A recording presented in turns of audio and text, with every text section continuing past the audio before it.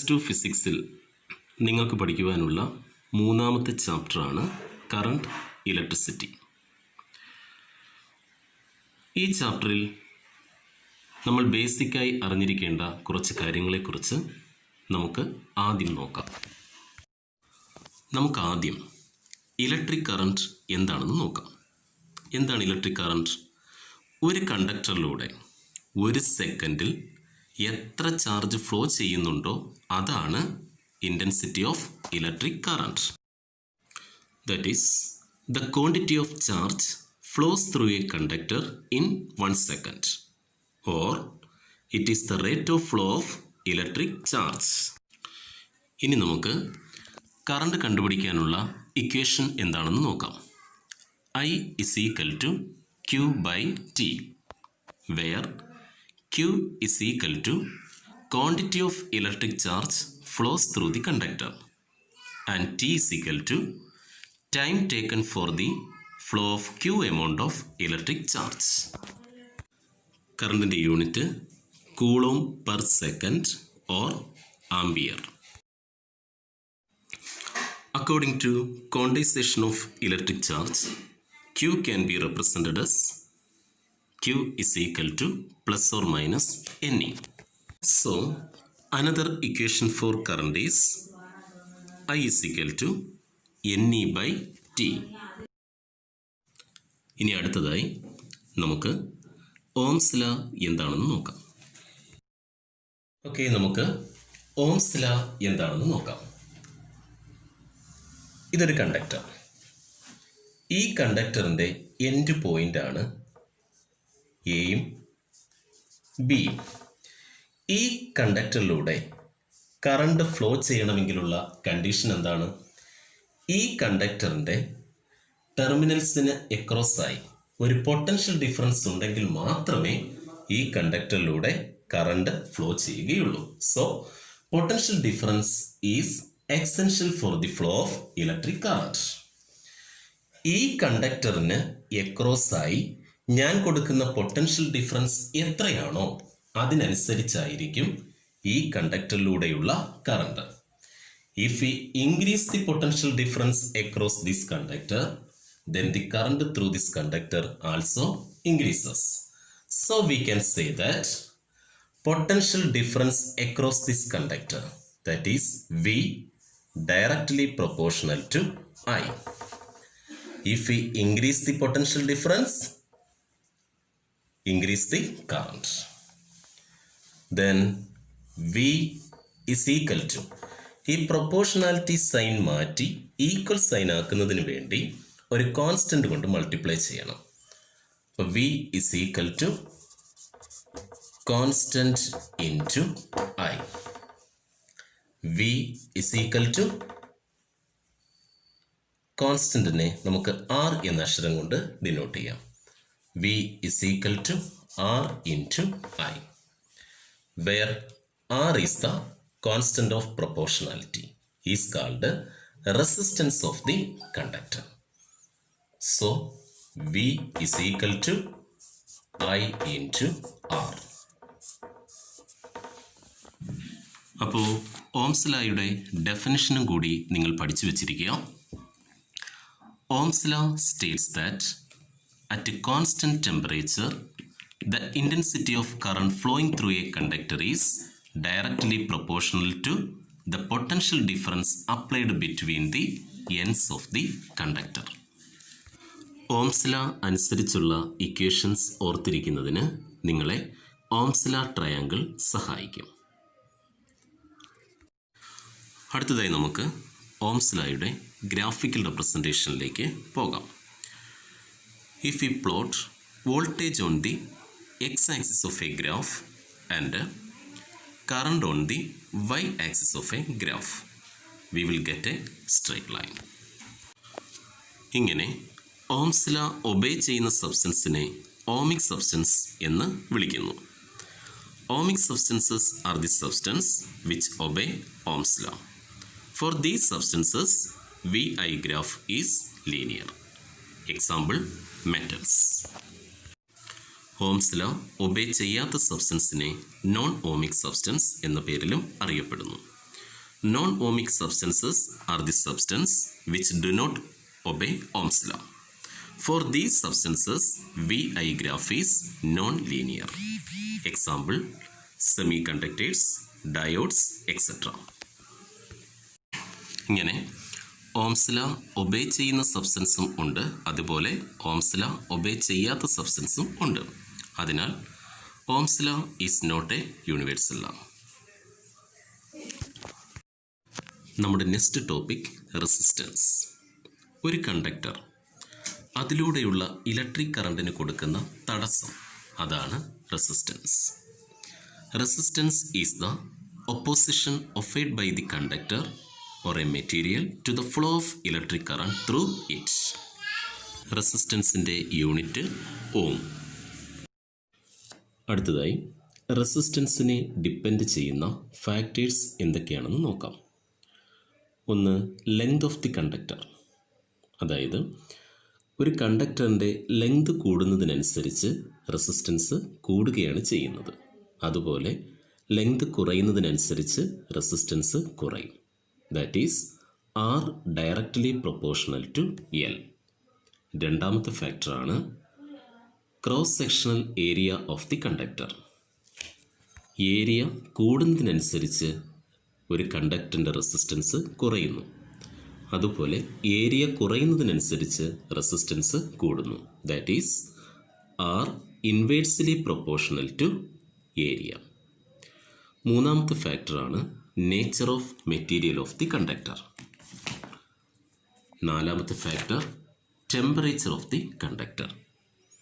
കണ്ടക്ടറിൻ്റെ കേസിൽ temperature increase ചെയ്യുന്നതിനനുസരിച്ച് resistance increase ചെയ്യുകയാണ് ചെയ്യുന്നത്. That is R directly proportional to T. Okay, നമ്മുടെ നെക്സ്റ്റ് ടോപ്പിക് റെസിസ്റ്റിവിറ്റി. ഓക്കെ, ഒരു കണ്ടക്ടറിൻ്റെ റെസിസ്റ്റൻസിനെ ഡിപ്പെൻഡ് ചെയ്യുന്ന ഫാക്ടേഴ്സുകളെ കുറിച്ച് നമ്മൾ പറഞ്ഞു കഴിഞ്ഞു. റെസിസ്റ്റൻസും ലെങ്തും തമ്മിലുള്ള റിലേഷൻ എന്താണ്? R directly proportional to L. അതുപോലെ റെസിസ്റ്റൻസും ആ കണ്ടക്ടറിൻ്റെ ഏരിയ ഓഫ് ക്രോസ് സെക്ഷനും തമ്മിലുള്ള റിലേഷൻ എന്താണ്? R inversely proportional to area. ഇത് രണ്ടും കൂടി നമ്മൾ കമ്പൈൻ ചെയ്യുക.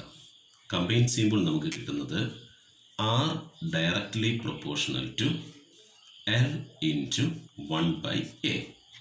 That is R directly proportional to L by A. Okay.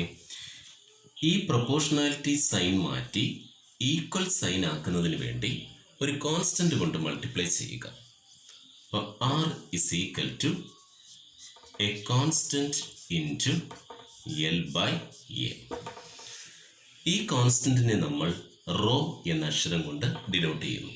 അപ്പം R is equal to rho L by A, where rho is called resistivity of the conductor. Okay, from this equation rho is equal to R A by L. Okay, if L is equal to 1 meter and A is equal to 1 meter square, then rho is equal to R into 1 by 1.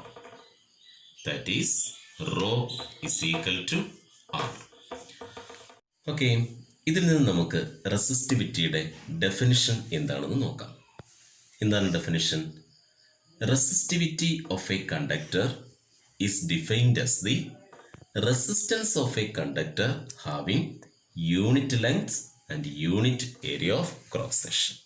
അതായത് ഒരു കണ്ടക്ടറിൻ്റെ resistivity എങ്ങനെയാണ് നമ്മൾ കണ്ടുപിടിക്കുക? ഏത് കണ്ടക്ടറിൻ്റെ റെസിസ്റ്റിവിറ്റിയാണോ കണ്ടുപിടിക്കേണ്ടത് ആ കണ്ടക്ടറിൻ്റെ നീളം 1 മീറ്ററും area of cross section 1 metre സ്ക്വയറും ആയിരിക്കണം.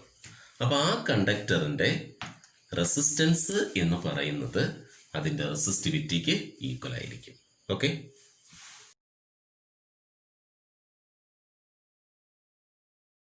നമുക്ക് റെസിസ്റ്റിവിറ്റിയുടെ യൂണിറ്റ് എന്താണെന്ന് നോക്കാം.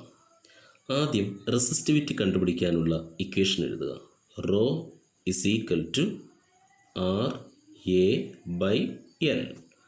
നമുക്ക് കണ്ടുപിടിക്കേണ്ടത് റെസിസ്റ്റിവിറ്റിയുടെ യൂണിറ്റാണ്. റെസിസ്റ്റൻസിൻ്റെ യൂണിറ്റ് എന്താണ്? ഓം ഇൻറ്റു ഏരിയയുടെ unit metre square divided by ലെങ്തിൻ്റെ യൂണിറ്റ് മീറ്റർ. അപ്പോൾ ഒരു മീറ്ററും ക്യാൻസലായി പോകുന്നു. അപ്പോൾ നമുക്ക് എന്ത് കിട്ടും? Ohm metre. അപ്പോൾ റെസിസ്റ്റിവിറ്റിയുടെ യൂണിറ്റ് ഓം മീറ്റർ ആണ്. ഓക്കെ, നമ്മുടെ നെക്സ്റ്റ് ടോപ്പിക് കണ്ടക്റ്റൻസ്. റെസിസ്റ്റൻസിൻ്റെ നേരെ ഓപ്പോസിറ്റാണ് കണ്ടക്റ്റൻസ് എന്ന് പറയുന്നത്. അതായത് റെസിസ്റ്റൻസ് കൂടുമ്പോൾ കണ്ടക്റ്റൻസ് കുറയും, അതുപോലെ റെസിസ്റ്റൻസ് കുറയുമ്പോൾ കണ്ടക്റ്റൻസ് കൂടും. അപ്പോൾ എന്താണ് conductance? Conductance is the reciprocal of resistance. അതുപോലെ greater the resistance lesser the conductance. ഈ കണ്ടക്റ്റൻസിനെ ഡിനോട്ട് ചെയ്യാൻ നമ്മൾ ക്യാപിറ്റൽ G എന്ന അക്ഷരം ഉപയോഗിക്കുന്നു. അപ്പോൾ എങ്ങനെയാണ് കണ്ടക്റ്റൻസ് കണ്ടുപിടിക്കുക? കണ്ടക്റ്റൻസ് ഇസ് ഈക്വൽ ടു 1/റെസിസ്റ്റൻസ്. That is G is equal to 1/R. അപ്പോൾ എന്താണ് കണ്ടക്റ്റൻസിൻ്റെ യൂണിറ്റ്? റെസിസ്റ്റൻസിൻ്റെ നേരെ ഓപ്പോസിറ്റ്. റെസിസ്റ്റൻസിൻ്റെ യൂണിറ്റ് ഓം ആയതുകൊണ്ട് കണ്ടക്റ്റൻസിൻ്റെ യൂണിറ്റ് മോ.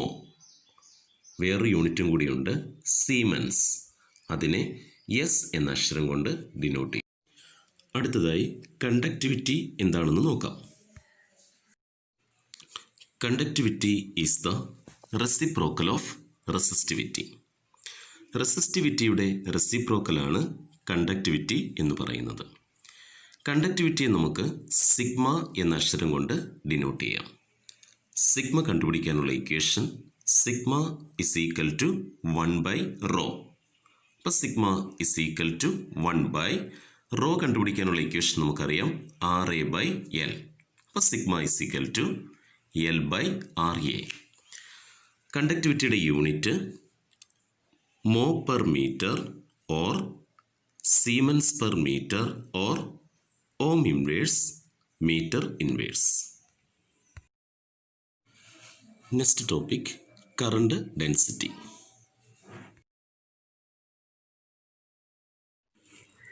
ഇത് ഒരു കണ്ടക്ടറാണ്. ഈ കണ്ടക്ടറിൻ്റെ area of cross section A ആണ്. ഈ കണ്ടക്ടറിലൂടെ കടന്നു പോകുന്ന കറണ്ട് I ആണ്. അപ്പോൾ ഈ കണ്ടക്ടറിലൂടെ കടന്നു പോകുന്ന കറണ്ട് I, ഈ കണ്ടക്ടറിൻ്റെ area of cross section A ആണ്. അപ്പോൾ current density J is equal to I/A ആണ്. എന്ന് പറഞ്ഞാൽ ഈ കണ്ടക്ടറിൻ്റെ യൂണിറ്റ് ഏരിയയിലൂടെ കടന്നു പോകുന്ന കറണ്ടാണ് കറണ്ട് ഡെൻസിറ്റി. അപ്പോൾ എന്താണ് current density? Current density is the current flowing through unit area of cross section of a conductor. അപ്പോൾ കറണ്ട് ഡെൻസിറ്റി കണ്ടുപിടിക്കാനുള്ള equation J is equal to I/A. അപ്പോൾ എന്താണ് കറണ്ട് ഡെൻസിറ്റിയുടെ യൂണിറ്റ്? കറണ്ടിൻ്റെ യൂണിറ്റ് ആംപിയർ, ഏരിയയുടെ unit metre square. അപ്പോൾ current ഡെൻസിറ്റിയുടെ unit ampere per metre square.